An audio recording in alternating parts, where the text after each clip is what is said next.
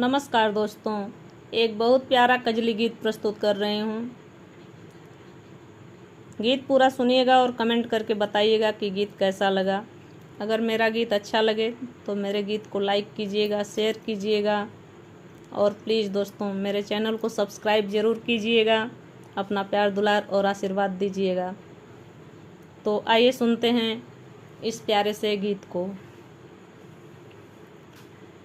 पीना छोड़ दो शराब में बुराई, पिया खा दही मलाई पिया ना। पीना छोड़ दो शराब में बुराई, पिया खा दही मलाई पिया ना। पीना छोड़ दो शराब में बुराई, पिया खा दही मलाई पियाना।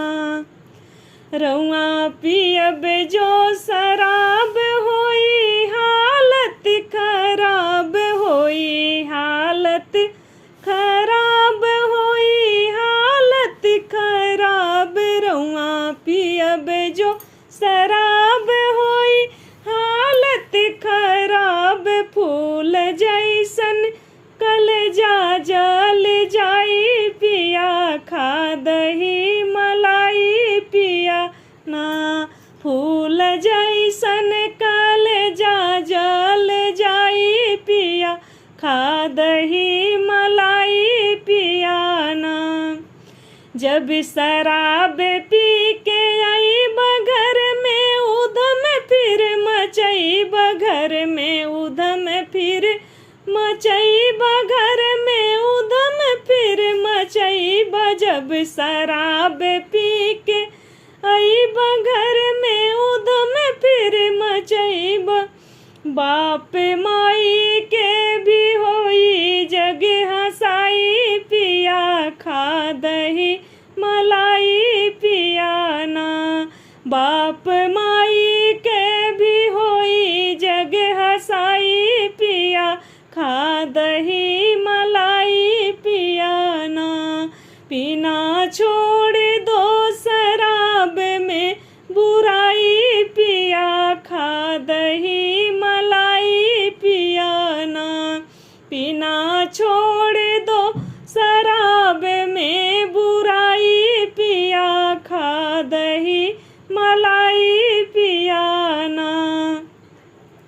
पैया लागू मैं तोहार सैया मनबतिया, हमार मनबतिया, हमार मनबतिया हमार। पैया लागू मैं तोहार सैया मनबतिया हमार। पीना छोड़ दे यही में भलाई, पिया खा दही मलाई पिया ना। पीना छोड़ दे यही में भलाई, पिया खा दही मलाई पिया ना। बात मानी पिया मोर भइल जाली काम जोर, भइल जाली काम जोर, भइल जाली काम जोर। बात मानी पिया मोर भइल जाली काम जोर।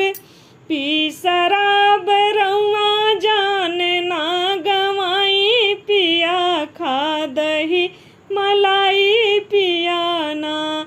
पी शराब रउआ जान ना गवाई, पिया खा दही मलाई पिया ना। पीना छोड़ दो शराब में बुराई, पिया खा दही मलाई पिया ना। पीना छोड़